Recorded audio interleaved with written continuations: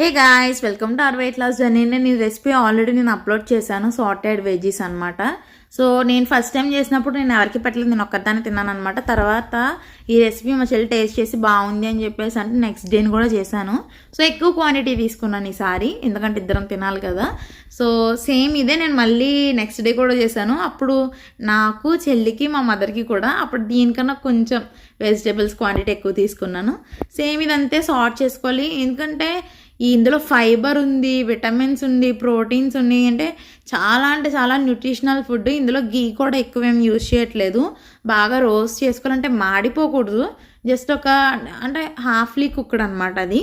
ఇలా వెజ్జీస్ అన్నీ తినడం కూడా చాలా మంచిది. మీ పిల్లలు ఎవరైతే ఇలా తినరో, వెజ్జీస్ తినకుండా ఉంటారో వాళ్ళకి ఇట్లా సార్ట్ చేసి పెట్టచ్చు.